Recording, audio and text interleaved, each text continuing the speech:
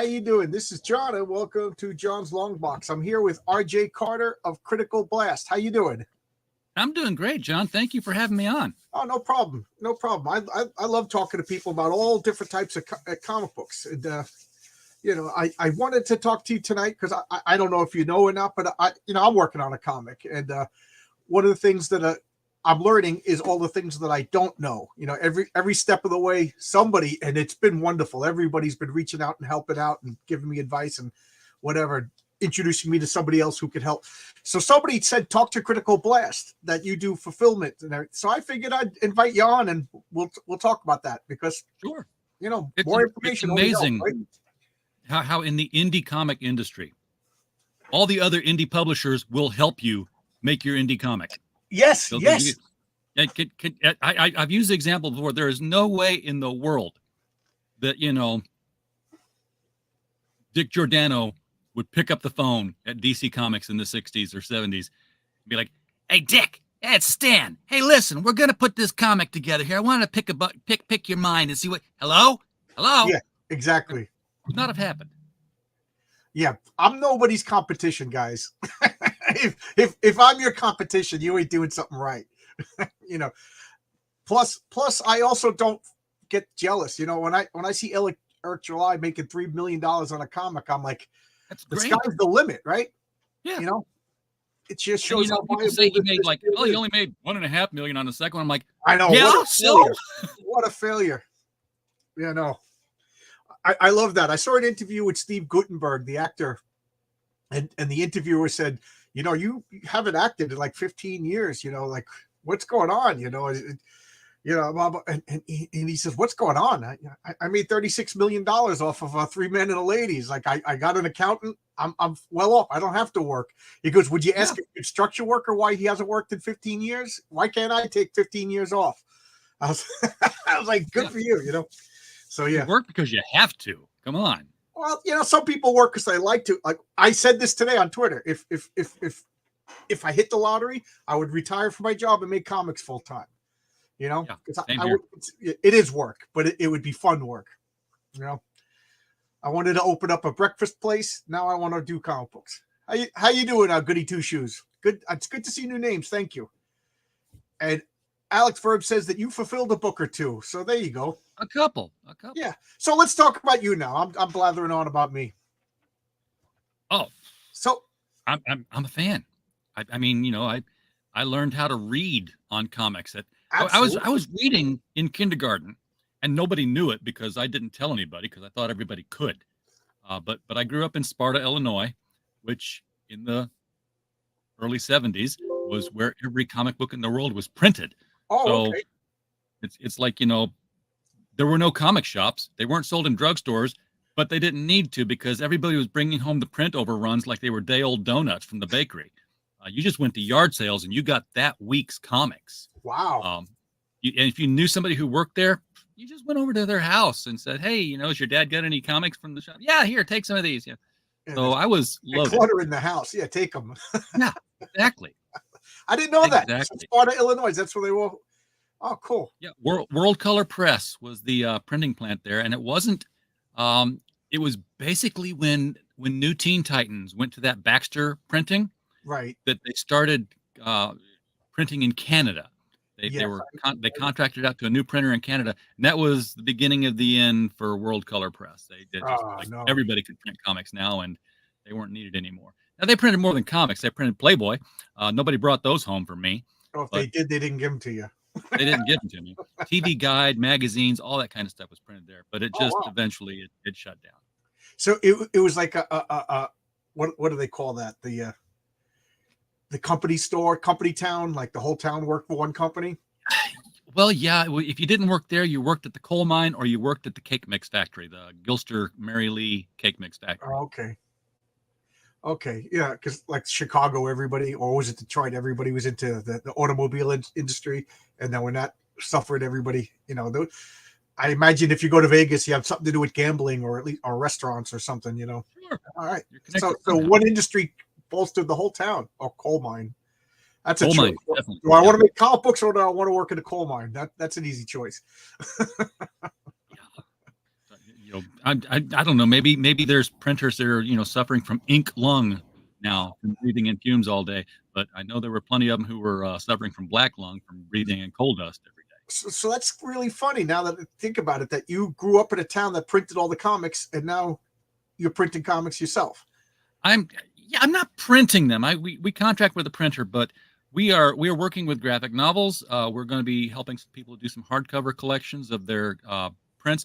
This is one that I am working with the guy. Now, this is not a Critical Blast publication, but he is, a friend of the company. And if you've seen this on stream, you've seen the Immortal Mask before. This is a trade paperback size. This is 5x8. Okay. Of the Immortal Mask, and it's it's full color panels, all throughout. Yep. So this is this will be coming soon. It's not even available yet. And then we also have the pocketbook size, which is like 4.5 by 7. This is the same size as the the Amazing Spider-Man and Captain America books that you bought in the 70s and 80s that you fit right back in your hip pocket. Yeah, I remember. Yeah. That's how I fell in love with Ditko, because I didn't have access to all the Ditko art when I was a kid, so I got those pocketbook reprints from the library, they were amazing. But we publish in all sizes. This is wow, look at that. This is a 540-page Brothers Grimm collection here, and it's fully illustrated throughout. We got 300 and I got to talk to you. I have a if my comic is successful, I have a hardcover project I want to do, and that looks perfect. We can definitely do that. See, this is we made what a paperback version of it. Working. We made a paperback version because the hardcover was so expensive. It's like a $75 hardcover because it's a family Bible size. You could kill an intruder with that thing. So there's a cheaper paperback version. And then, of course, our latest projects were the anthology for The Devil You Know Better. We did some short stories. Mike Barron and Ray Zaciak and Hart Fisher are included in this. Just doing. Cool. Now, there's no comic art in this. This is straight prose going on this one. And then our last one was the Monsters Next Door. We just finished that up. We're finishing up reading right now for The Devil You Know Best, which will conclude our stories of people meeting the devil.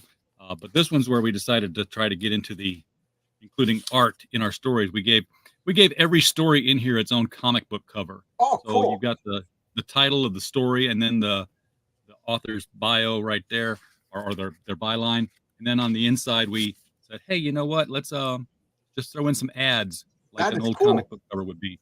And they're fake. They're fake ads. They're directed at monsters. I can't really order a home devil. What's that? Yeah. Stuff like that. Order your home devil, box of guts, things like that. Matt, you want to do a hardcover? You know how to get a hold of me. We talk in DMs and stuff. So. And thank you, HAQ. Congrats on on New Year's Day. I put out a call. I was like, I'm 12 away from 1,000, and geez, 200 people subbed. So thank you, everybody. Like I said, congratulations. I know this is a great community. This. I'm so happy. Thank you, everybody. Thank you. Comics Perch retweeted me. I didn't even know he knew I lived. You know what I mean? So that was really cool. Perch is a great guy. He's the mildest, most controversial character I know. It's like, really? Perch is controversial, really. I know.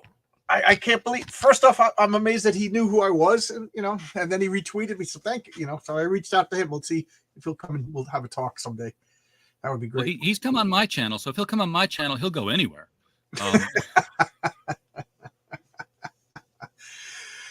Oh, okay. So you print. You have a publishing company, and you also you'll fulfill other people's crowdfund comics campaigns. We do fulfillment. That was I still look back and marvel, how did I get here? Because I've always wanted to work in comics. My ex always said, you said you were going to retire and own a comic shop. I'm like, yeah, but I've watched people run comic shops, and I don't want that anymore.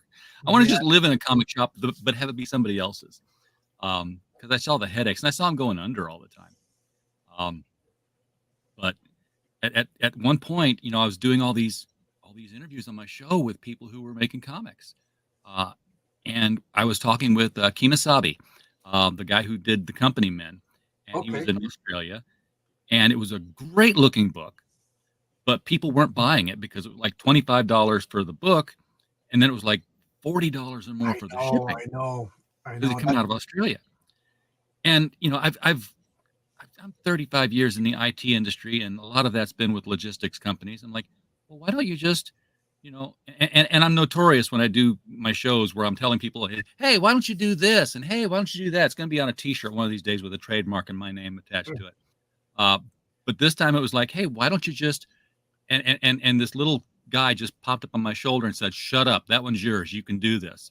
So I talked to him and I said, hey, why don't you just ship all the books in one box to me?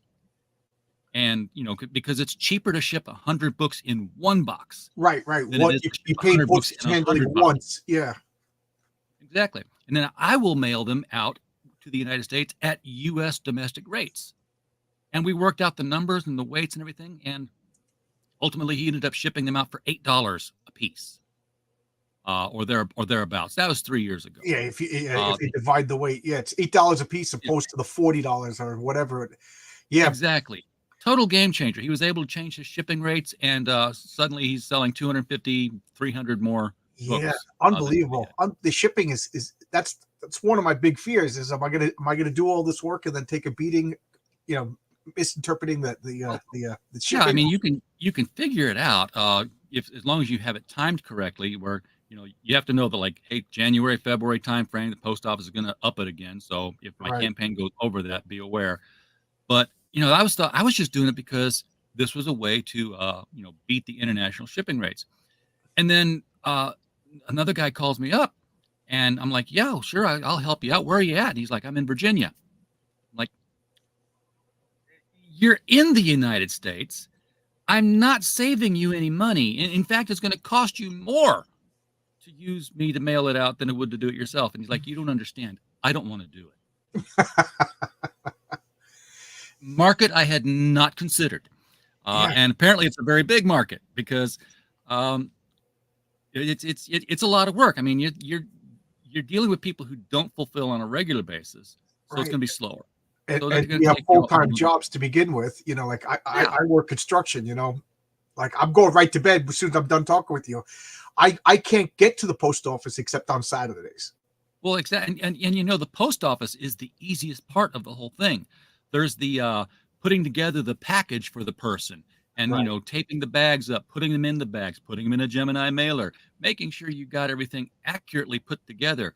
And I know at the time that what people were doing was they were getting the spreadsheets from Indiegogo or from Kickstarter, and they were looking at the first one and like, what is this guy getting? And they'd put it all together. And then they'd print a label out. I know that's what they do because I just talked with a guy just last month who was doing one label at a time. And he's a professional. Right. So, and he's like, wait a second, you mean I can do this? I'm like, well, yeah. So my day job is a data scientist. I've been IT for 35 years. I work with databases as a specialty. So I took the data that Kickstarter and Indiegogo and now Fund My Comic and Shopify all provide, and I run it through a process that I wrote that condenses everything. So like if Joe Smith buys your comic and then he comes back and says, oh, you know what? I want to get the variant copy too. And he comes back later and says, you know what? I want to get those postcards that you're putting out there with it. We don't ship him 3 packages. We ship him 1 package. Nice. It all condenses down to just one occurrence of his name and address, and everything gets summed up to it. Not only does it do that, but we sort all the packages, all the kits, so that if Joe buys 2 comics and a postcard in one order, and then Bill comes after him and says, I'm going to buy 2 comics and then I'm going to buy 2 postcards in 2 orders, they look identical when they're done, right? Right. They both ordered the same thing. So we give them blind labels. We were like, hey, you know what? Anybody who ordered 2 books and a postcard, that's group A1. It means nothing, but they're all going to be the same label. What that allows me to do then is pack everything up and weigh one of the type. I'm like, you know what? If this A1 weighs 1 pound, 3 ounces, they're all going to weigh 1 pound, 3 ounces. Yeah. So I don't have to do that over and over. I'm going to have to start with the A's, print it out, make, you know what I mean? Because I read comic books from 1 to 6. I can't, so this is sounded great to me. We just upload the whole batch that way, and it prints out on the label at the little bottom corner there. Everybody's address is on there. I don't have to look at names. The only time I look at names is if somebody says, hey, this guy here, he's got a signed book. I'm like, and assigned to him. Like, right. Okay, we'll make sure that, signatures match up to whatever. But I just print the labels. They kick out 100, 1,000, whatever labels, and then I just start peeling them off. And like, this one goes on an A1 package. Okay, there's an A1 package. This one goes on a B6 package. Okay, there's a B6 package. And it just, and since I've got them stacked in order, it's just stick. And I call the post office and say, I've got 100 packages here for you to pick up tomorrow. I was talking with my guys that I'm working with to make my comic. And my artist is Renzo Rodriguez, who's a phenomenal artist. And I'm asking him about logos. And he said, well, I'm not too happy with logos. He goes, get a logo guy. And I asked him about colors. He goes, I could color. He goes, but don't you want a colorist? So I've been thinking like that. Get the specialty guy. You know what I mean? I'm an electrician. You don't want me to come over and do carpentry in your house. I can do your plumbing, but you'd rather have a plumber, so get the special. So I'm listening to you going, this guy already knows what he's talking about. He's explaining stuff I didn't even think about. Why not? So I'm getting a colorist. I'm getting a logo guy. I'm getting a guy who's doing fake ads over here. Right, Matt? I think I already said a colorist, and now I'm talking with the guy that's computer graphics and stuff to help me, do cover, and so, why not Everybody's get a little guy who can mail my crap too? You know what I mean? Yes, that's what I can do. I can lick stamps. I am good at it. Get me a stamp licker. Yeah, there you go. I'll change your title to stamp licker. There you go. I introduced most of my shows saying that I'm the chief envelope licker for Critical Blast Logistics. That's great. And now you have a location in the UK too? We don't have a location in the UK. I used to have a hub that I would send to, but it got to the point where it's just as cheap for me to send to international now, because guess what? I qualify for international rates now. So I can ship up to like 3 pounds and 15 ounces for $25 thereabouts. $35 anywhere in the world. I just want to say I'm excited. You see, people pointed out, Matt, this community is great. Like you said, Stan Lee's going to call up Julia Schwartz and ask for help. Julia Schwartz is going to go yourself, Stan. Figure it out on your own.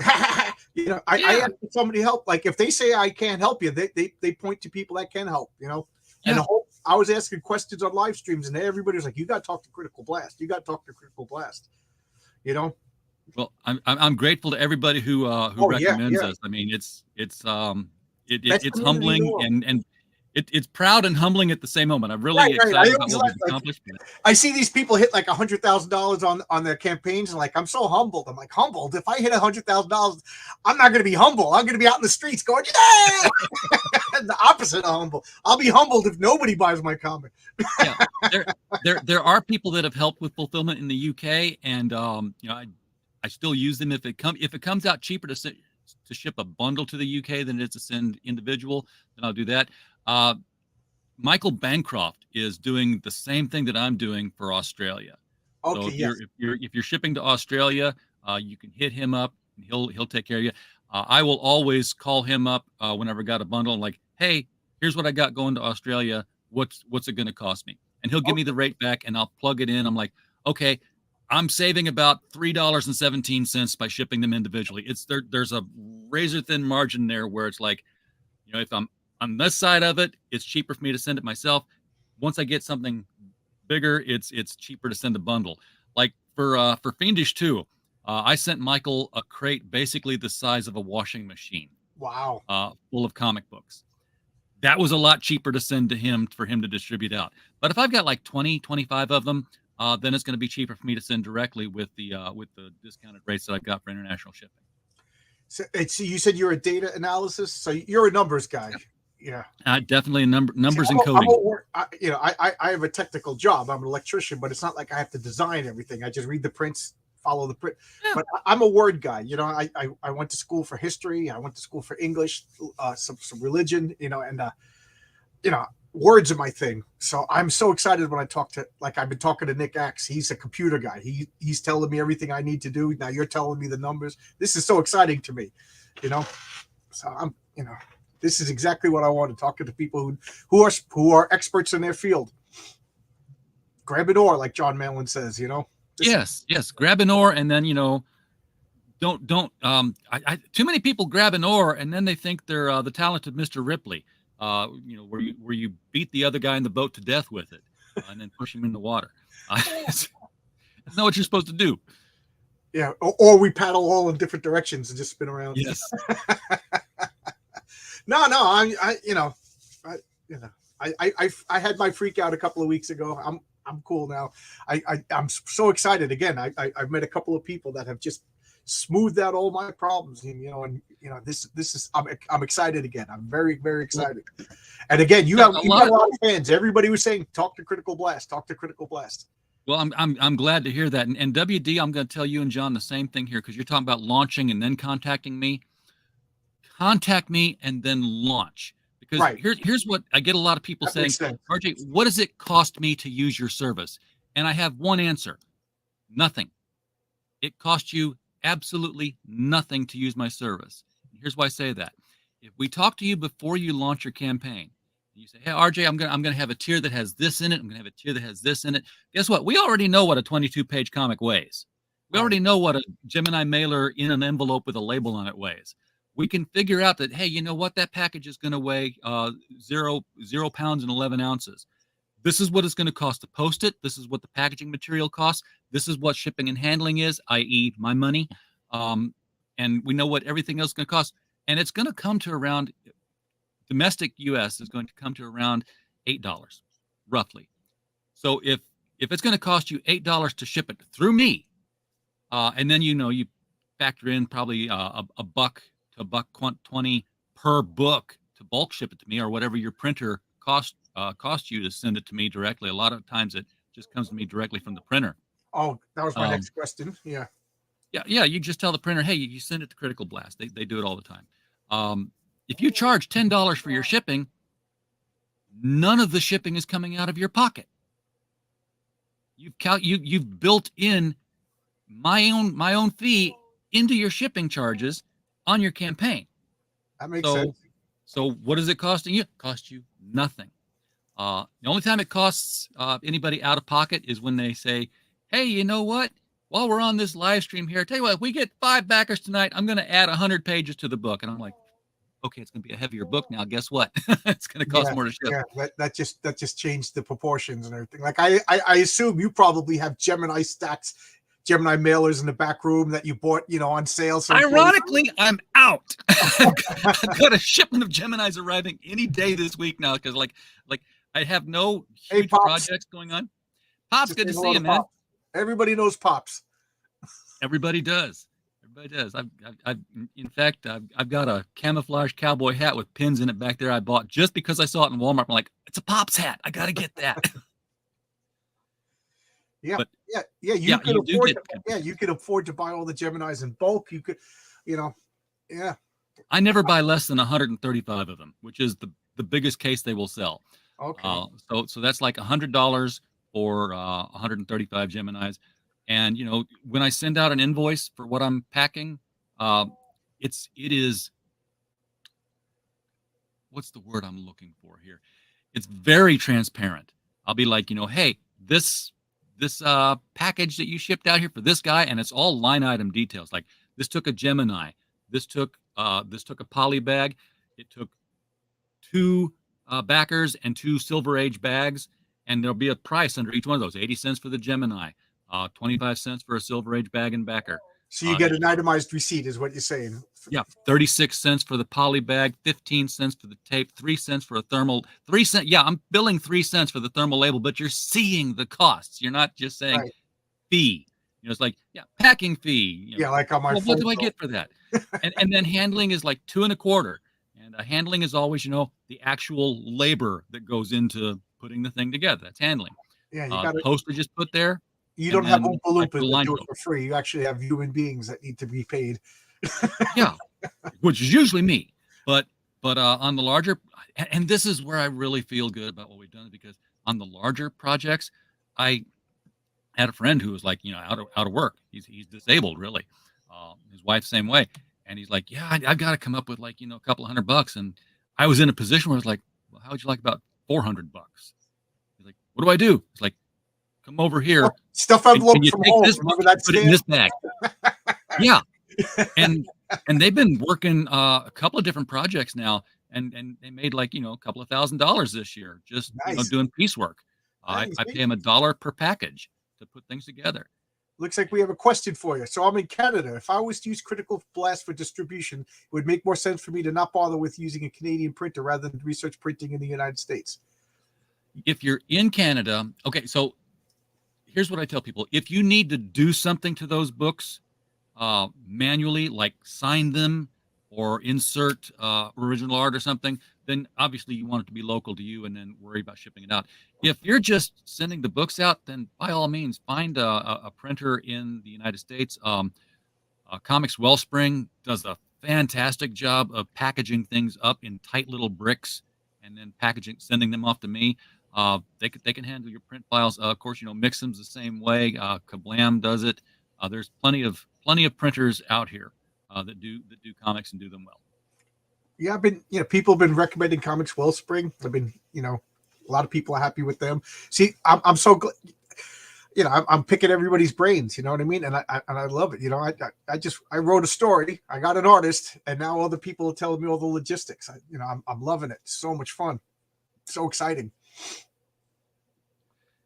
It's an interesting industry. And, yeah, it's a fun industry, It is. Everybody's so helpful. I'm amazed. I just have to laugh at the mainstream comic people saying that we're the bad guys. Yeah.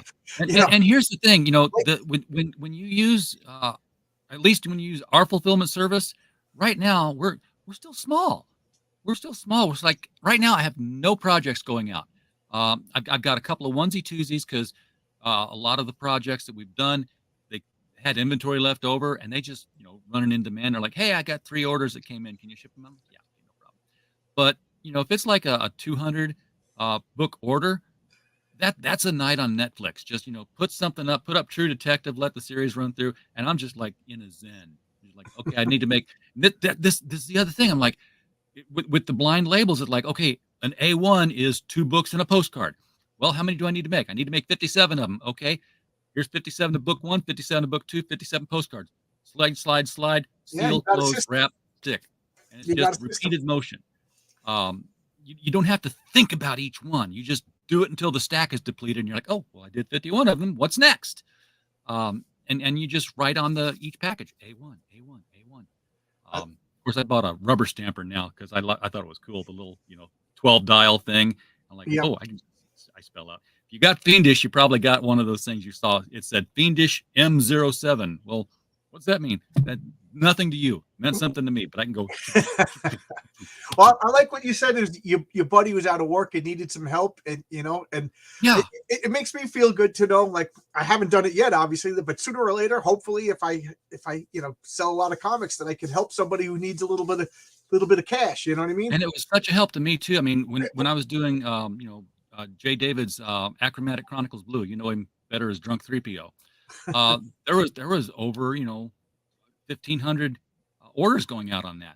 Now, me doing that on my own, that's not a night of Netflix. Right. That takes time. And, these guys are able to work during the day when I'm at a day job. So, my hours of being able to do things on my own were limited. Hey, not limited. I can work that makes in me this feel room. Because they're not on Twitter saying that they need rent money. You know what I mean? No. We're actually helping each other. That's great. I don't know if you know what I'm talking about. They were actually able to get a used car finally. They were without. You know what I'm talking about? All these pros on Twitter talking about. Oh yeah. And we're the bad guys. We're helping. What are out they pros at? Yeah, they're GoFundMe pros apparently because they keep returning back to that well. Yeah, but I think this is awesome. Again, I when I talked to Nick Axe, he's graphic designer. He's working for RJ at the Fourth Age. I said that my mental weight went down from 800 pounds to 300 pounds. Now talking to you, it went from 300 pounds to my actual weight, which is 147 pounds. I'm saying. And again, I like it because you're a small company. You know, you're not a huge corporation. Not that there's anything wrong with huge corporation, but I like that I'm talking to the guy. That's why I like Fund My Comics, because I always joke around. Like, I got Luke Stone's phone number now. I can call to the guy. If I have a problem with Indiegogo, I don't know who to talk to, and they're going to give me a runaround. I'm never going to be able to talk to anybody. You know what I mean? I could talk to you. I could talk to. I love this. And if you don't like my comic, you can talk to me. Come on, we'll debate it. You know what I mean? I love that stuff. Matt, Pops needs rent money. Everybody, Pops, start an OnlyFans. You'll never have to worry about rent again. You got a lot of fans there who want to see that stuff. Just keep the hat on. Yeah. Yeah. So I'm excited. Show off comics every day, Pops. Show us what's in your collection. We'll lust over that. Yeah. Pop's got a good record collection. I don't know. Maybe he does have a good record, but he has got a good comic. Probably does. Given the days he worked for the radio station, he probably does have a good record collection. Hey, Pops, you got good records? So where are you located? I am in Northwest Arkansas. Oh, okay. Specifically, okay. I'm in Eureka Springs. Okay, so you're like in the middle of the country. That's great. Yeah. Very centrally located. And so that's pretty cool. So a lot of the campaigns, I assume they buy everything and they ship it to you, and you sort it out. Because I'm thinking of like little Chotskys and stuff like that. So they're going to be coming from other places. I want to make. I don't know if anybody's ever thought, but I want to make big pint glasses. I've shipped coffee mugs. So it's sometimes you gotta get creative. Yeah. To figure out how to pack it, because coffee mugs don't fit in the Gemini mailer all that well. Right. They also don't qualify for media mail. So right. That's the other thing to think about when you're posting stuff. Because now when we do like an estimated shipping, you're like, oh, you're putting a coffee mug in there. That's going to weigh this. And how much is it going to cost to ship? It's going to cost a different amount for every single person. Right. But why don't we just ship it to Connecticut and Alaska and see what those two rates are, and then everything else will kind of like come in from there, and we'll just take a good average and a guesstimate. See, again, you got a system. You're the specialist. Like John Bird said, the specialist is the best. The Flash has to be faster than Superman. The Hulk has to be the strongest. You're the specialist over here now at fulfillment. So you obviously know more than me. This is excellent. It's grown so much. Pops wants everybody to help Mags pay his rent or her rent or its rent, whatever it's called this week. You lost all that stuff. The forced vacation cost me. Oh man, that's my biggest nightmare when I hear people. Buddy of mine's house burnt down to the ground, nothing left. That just terrifies me. I also have. Oh, I can't find it, but here we go. I'm making coins. With the hero symbol on them. Okay. A lot of people like doing the coins. Yeah. Throw one of those in the Gemini, Well, yeah, you don't put it. Okay, you don't put that thing in the Gemini. Technically, you put the book in the Gemini. You fold the things over. You seal that flat, and now that you got cardboard, now you tape that to that cardboard and fold it in again. There you go. Otherwise, you dent the book. I was gonna say you don't put it against the comic, because then it won't be mint anymore, and they can't put them in a CGC at 10.10 and send their kids to college. That was a training issue with employees at one point, because we had to replace a book because somebody put the cards in and it was a stack of cards. Like, oh no. Okay, here and thing is, everybody else knew better, but they forgot to tell this one person. It's like, okay, everybody always cross train. It was a person who probably didn't collect comics, right? Yeah, exactly. That's a comic collector would know that instinctively. Yeah. That's funny. You got a couple of cards in the prints. Yeah, you can slide them down the back when you've got a backing board protecting the backer. Now, what about? Would you know about getting the UP whatever it's called, the UPC symbol? The little scannable. Does that help? That doesn't help anything for me. I thought that made it qualify for a different rate or something like that. No. Here's how you qualify for media rate. Don't put ads in your book. So that's the whole thing with media is like if you sell ads and they're in your book, now you're technically a magazine. And Okay. that's why magazines don't qualify for media rate because they sell advertisements. That has to Okay. go out first class again. But as long as you're not selling ads, then you're a graphic novel, which means you're a book. Okay. And books qualify for media. Again, not that I was going to put it. Well, I'm putting fake ads. I want to put some, spoof ads. Fake ads are one thing. House ads are okay. So if you're like, hey, come back next month for the next exciting issue of John's Long Box Comics, that's a house ad. That's cool. Cool. You didn't sell that. You didn't sell that to somebody. Nobody bought that from you. Now I'm curious. In ISOM #1, he had an ad for his wife's business. Did that bump up his? Would you know? I don't know. Yeah. I don't know how he shipped. Yeah. All I know about how he shipped is quickly. Yeah. My first collection mom threw out when my dad went to the Navy and back in he was in the Korean War, and when he came back, his parents didn't even live in the same building. He didn't even ask. He knew the comic books were gone, and my father claimed to have had the first Superman. And the reason why I believe him, because everybody went to Woodstock, everybody had the first Superman comic, but he knew that there was different stories. He knew that there was a detective. He knew that there was a sorcerer. He knew that there was so I'm like, how many people know? Yeah, he had it. He had it. And the second collection stolen. Oh my God. Pops, you're killing me. It's funny because my wife gets a little like, she worries about stuff because I'm stupid. So she worries about stuff that needs to be worried about. She's like, don't talk about your address, your comic books here, Yeah, because I'm looking at those Captain America shields, dude, and I'm like, lock your doors. These shields are, these came out like 20 years ago. Back there was a comic company called I forget what it was, but they made props. They made all of these props. And then when the movies came out, they started making other props, but they were props from the movies. These were props from the comics. Yeah, I got the those look fantastic up there. That Green Lantern battery is calling my name because I've got the ring.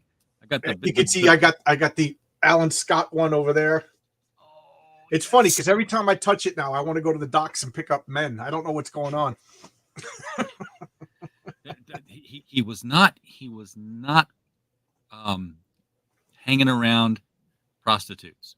He was not. The writer said no, he wasn't hanging around prostitutes. It's like, yeah, because they weren't charging money. They were just sluts. Yeah. He was just going to the hookup spot. All I know is this has nothing to do with our topic of conversation, but now I got to get it off my chest. Everybody's talking about Mickey Mouse going into the public domain now. And all of these people like, oh, now they're going to make horror movies or Tijuana Bibles or pornos or whatever. We've seen them. And you know what? Why are you using Mickey Mouse? To me, that's just cheap. It's make your own character. I don't particularly like Disney these days, but I don't want to see Disney's stuff get destroyed the way my Marvel stuff has gotten destroyed or my DC stuff is get. So I don't want anybody make up your. It's cheap.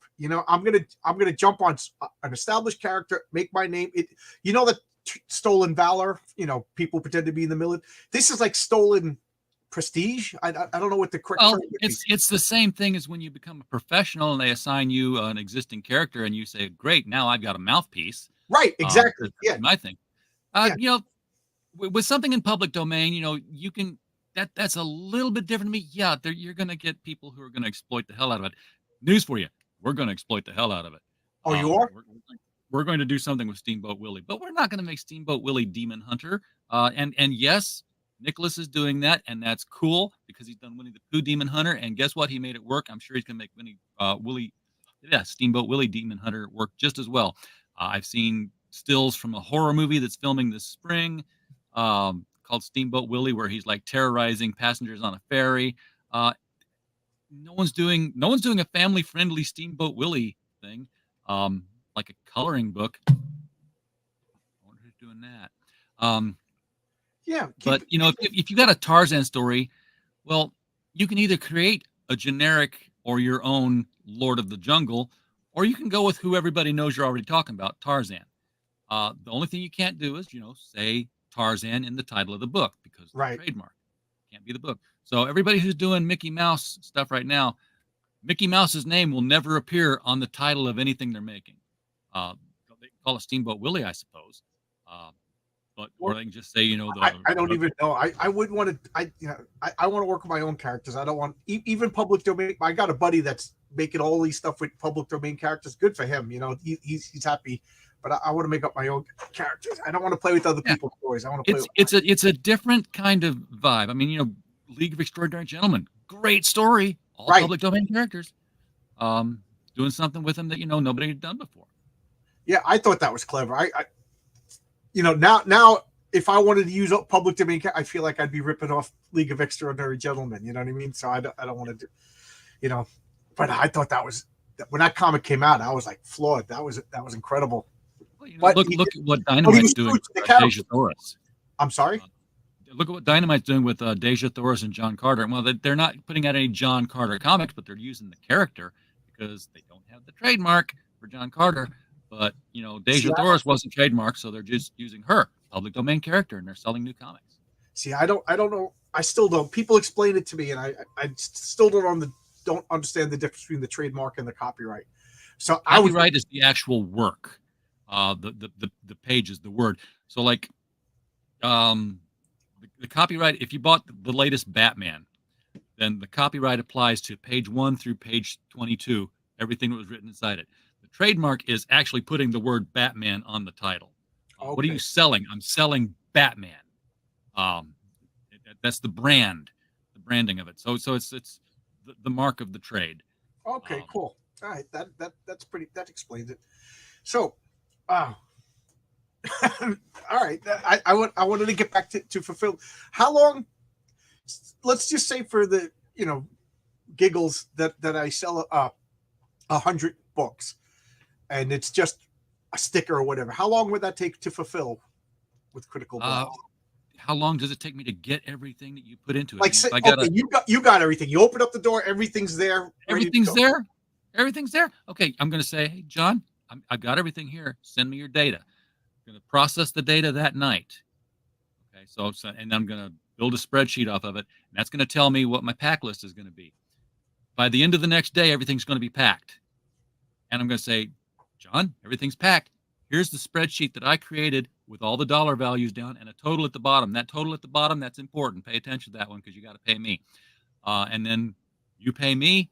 I buy labels. I stick them all on, and I put them out the front door. Oh, wow. So you could do 100 in one day. Wow. I go basically 3 days. The day of arrival and the processing, the day of putting them together, and then the next day the mail picks them up. Yeah. That is that. Like I said, you give me a lot to think about, and you're answering a lot of questions. Thank you so much. This is, again, as I get closer and closer to the day, these pressures that I'm giving myself are getting alleviated. Talking to the experts. This is so cool.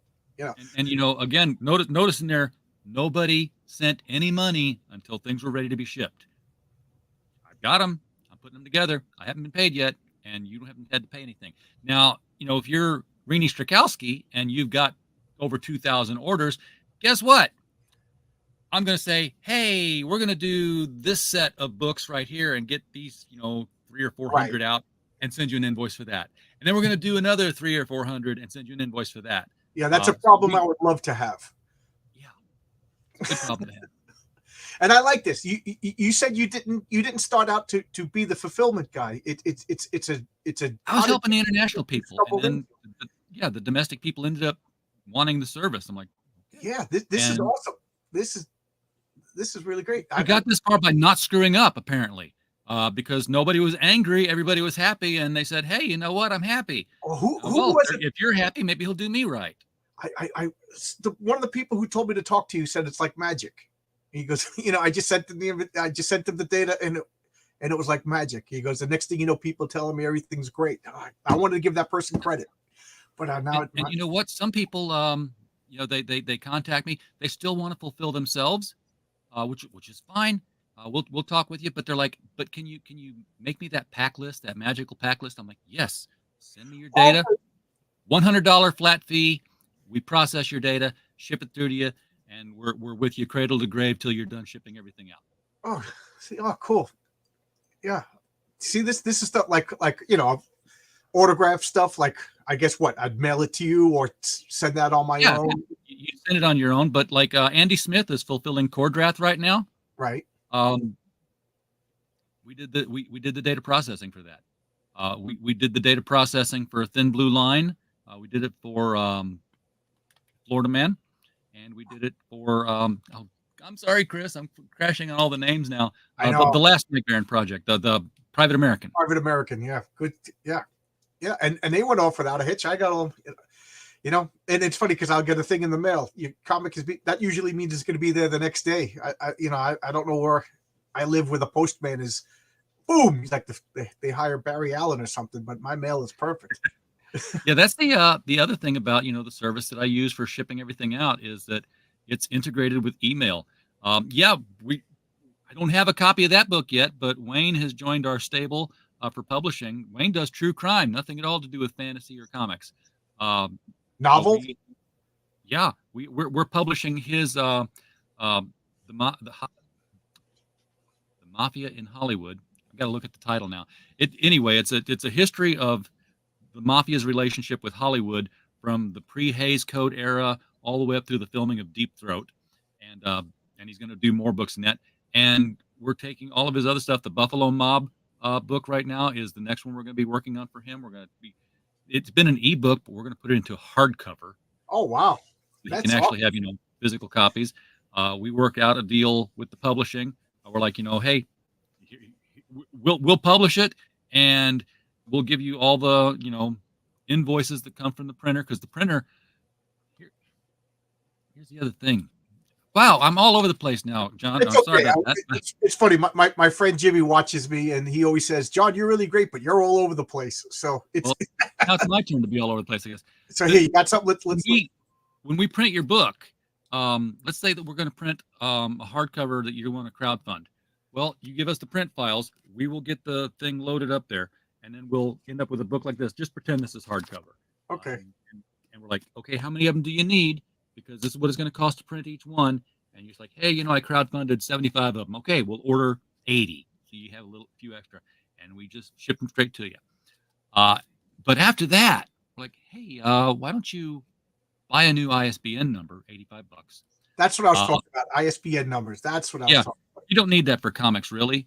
There's nothing that you get from that other than, what you get from that is catalog listing and distribution, which for crowdfunded, you're not doing that anyway. Okay. But you can, because if you buy an ISBN number, send it to us to load, and you send us a new cover, we replace the cover, put an ISBN number on it, and then I toggle a switch, and by that night, your new book is on Amazon, your new book is in Walmart.com, your new book is in BarnesandNoble.com. And the publisher, the printer, takes care of all of the distribution. How much does that cost? $85 to the ISBN. After that, nothing. So that's what we did with Wayne and his book. We loaded it up there. We put the ISBN in there, and every month they'll send us an invoice saying, okay, you sold X number of this title, X number of this title, X number of this title, and in 90 days we'll send you money. So I said, you'll get every invoice that we get, so you'll see when your books have sold, and after 90 days, this is what they're going to pay us. And we worked out a percentage, like, this part of the percentage can be mine, this part of the percentage can be yours, and we'll just send it to you to PayPal. God, that is great. Oh, I don't know if you've seen, I had Eric July on, almost a year ago by now, and that's one of the things I asked him was, he's Mr. Big Pockets now. He's the success story. I was like, would you be, you got the money? How about like you open up a printing press, you do the publishing, and and he kind of like said he likes the idea, but he kind of said that's not on his. You're the guy doing this. You could print the comics, you could publish the comics, and now you could ship them out. See, this is what I was talking about, because we are. I understand it, and I'm just as bad as everybody else. We're very independent here in this group. Whatever you want to call this group, Comicsgate, the right, whatever label you want. I think we're, I say like we're a confederacy rather than like a union. We're a bunch of like-minded people, but the bottom line is it's like herding cats. You know what I mean? Like there's guys that I absolutely love, but I know if we would start a business together, we'd be strangling each other. Yeah, know? I know those people too. Yeah, but and is my own family, and we got 7 of us. I said, let's all take our tax returns, buy a house. We got plumbers, we got welders, we got electricians. All we could flip houses, and we by the end of that dinner, we were almost fist fighting. Nobody even bought anything yet, so we realized we couldn't do it. But we had all the skills to do it. We just don't have that mentality to work together. So to make a short story extremely long and convoluted, what you're doing is, I think, is a great, huge step into like making guys like me, who I think I'm a little bit more creative than practical, able to do comics, able to, because the story I always tell is Gene Simmons. Everybody knows Gene Simmons from Kiss. He was on a radio show, and some kid called in and said, "Hey, Mr. Simmons, I'm a big fan. I write songs, I sing, I play guitar, and I want to do everything. I want to publish my records. I want to do this." About that, Gene Simmons said, "Stop." He goes, "I'll give you credit." He goes, "I don't know you, but I'll assume you could play guitar. I'll assume you could sing, and I can assume that you could do songwriting." He goes, "But I don't assume that you're a lawyer, and I don't assume that you're a logistics manager, and I don't assume you know contract law, and I don't assume you." And then Gene Simmons he goes, "Even I can't do all of that, He goes, "But you got to get yourself a lawyer. You get yourself the specialist." And I think, you're stepping up. You're filling a void, and I think this is just absolutely excellent.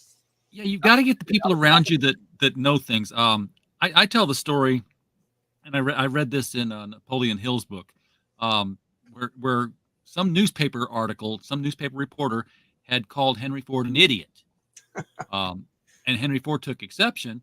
And the newspaper said, "Oh, come on and sue us. We'd love to prove that you're an idiot in court." So he's in court in the lawsuit, and they decide to start throwing questions at him. From all it was like Trivial Pursuit, the Masters edition.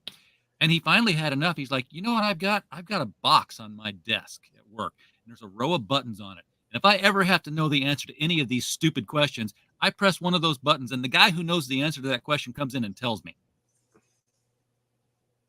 Because he surrounded himself with a mastermind group. Right. I used to teach. I was a school teacher for many years. And then when I became an electrician, I was teaching apprentices. And I was arguing with the people that make the courses. I said, all the courses should be open book.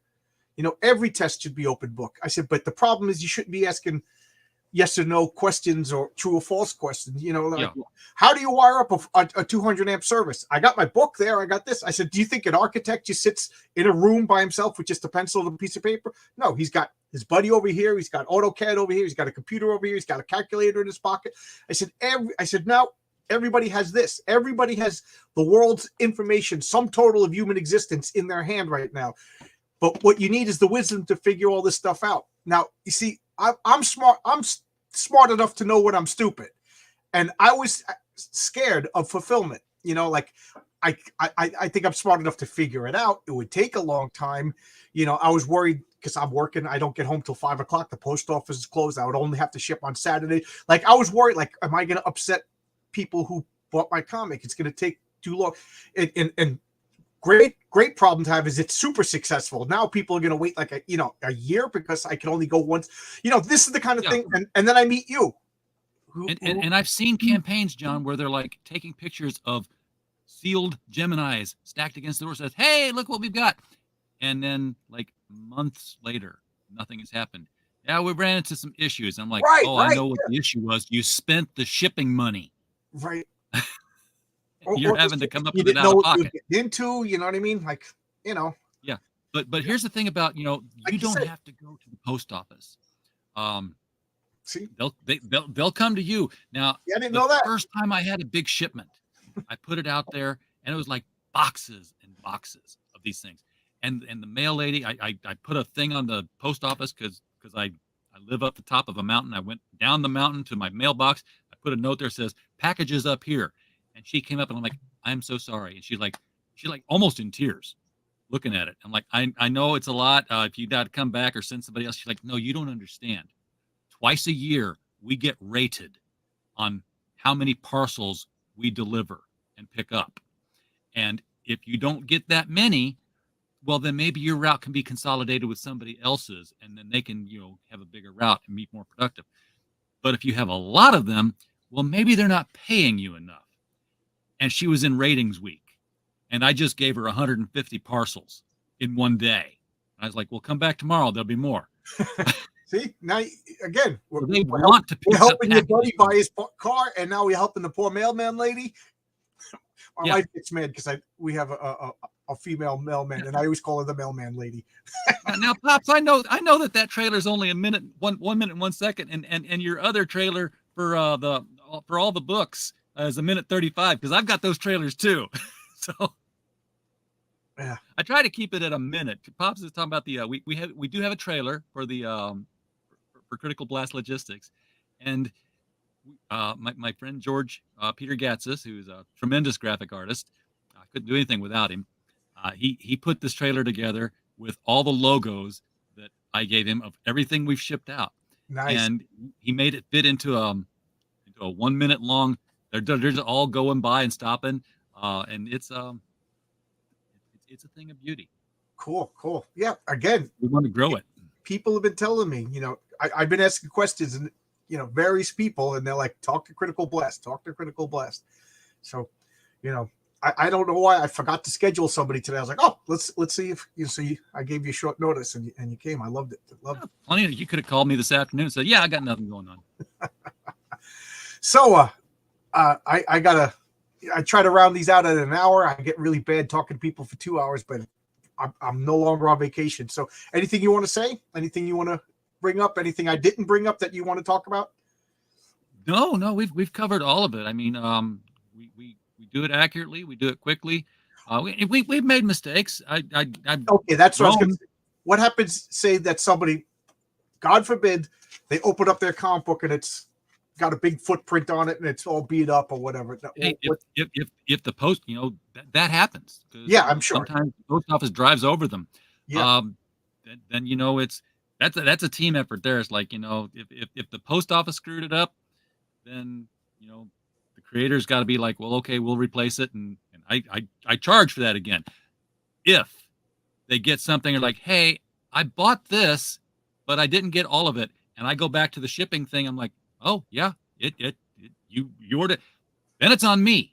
I've got to ship that out to them. See, that sounds fair, because nobody wants to screw anybody over. You know what I mean?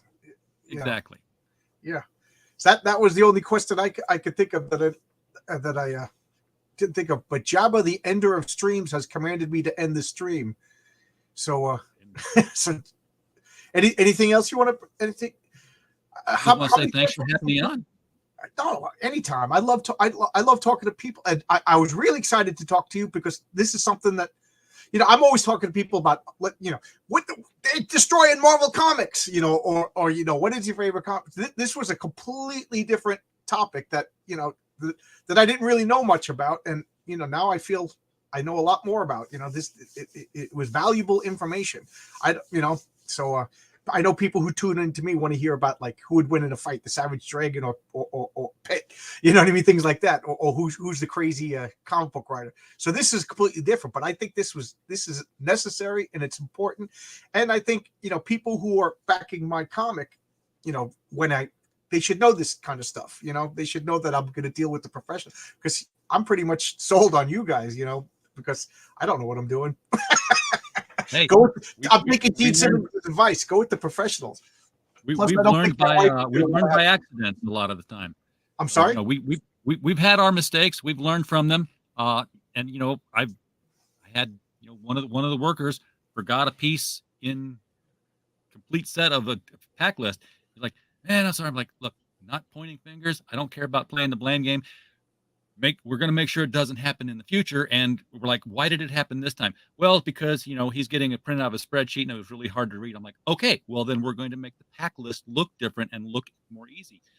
So I, waste more paper, but I print out each pack list gets its own sheet with large font and like, here's how many you make up. And it's got this and this and this. He's like, oh, this is much easier to read. We don't have that problem anymore. You see, there you go. Yeah. This really is a relief. This is, within the past 2 weeks, I've met 3 individuals that have just calmed down all my anxiety. This is so much fun. Thank you. All you got to do is make the comic now, John. Yeah, that's all. Oh, that's it. That's it. That's it. Like I keep telling everybody, 1 is definitely coming out. Number 2 is on you guys. So hook or by crook. Number 1 is coming out. Number 2, that's on you guys. But thanks a lot. I have really appreciated this. This actually really cheered me up. This put me in a real good mood. What is this comic? Give it time and actual increase. If you're talking about Nick Axe, that's impossible. Nick Axe is my guy. He's nothing but a talented, wonderful guy who explains everything to me like I'm a baby, which is what I need. I'm one of these people. I'll ask a question and somebody will say something to me, and I'll be like, that doesn't help me. It's explain it to me like I'm 5. Yes, exactly. But thanks a lot. I'll talk for another hour if somebody asks another question. But we'll end it now. Thanks a lot. I appreciate this, and come back again. I will definitely be talking to you about information probably sooner than later, and then we'll come back on. I would love to have a stream with all the guys that I'm working with. We all talk about the craziness behind the scenes of campaign. That would be a lot of fun. But absolutely, anything you want to say? I talk too much. I'm just excited. I'm good. Yeah, we're on Twitter, we're on Facebook, at Critical Blast anywhere on social media. So yes. If you want to reach out and get a time scheduled for a stream to talk what you should set your shipping at, let us know. We'll talk to you. There you go. Thanks a lot, and thanks for everybody in the chat, and thank you for the new names that show up. I appreciate it. I this year is starting off great. If I could be maudlin for a minute, I had a panic a couple of weeks ago about everything, existential crisis about making comics, but everybody reached out, everybody helped me. I yelled at the wrong person. I try to be a happy-go-lucky guy, but I had a moment of panic, and everybody was so great. So thanks a lot, everybody. 2024 is turning out to be a great year. I hit 1,000 on my YouTube channel, and since yesterday, I made 33 cents in ad revenue. Am I allowed to? I know. I could buy a stamp. I could buy a stamp. I could mail out one comic. I have a stamp. Oh yeah, I can't wait for this year to get underway. We've got 2 big projects starting in either January or February. We're going to be fulfilling Wesley Snipes' The Exiled. And we're cool. going to be fulfilling that Umbrella Guys' Hunt the Littlest Umbrella. Both are going to be arriving probably on the same day. I'm going to lose my mind. Those are 2 big campaigns, right? So that's very good for you. Good for you. That's exciting. That is exciting. But thanks a lot, everybody. I'm going to go have my dinner and go to bed. Thanks for coming. I appreciate it. And thanks, everybody in the chat. Bye-bye.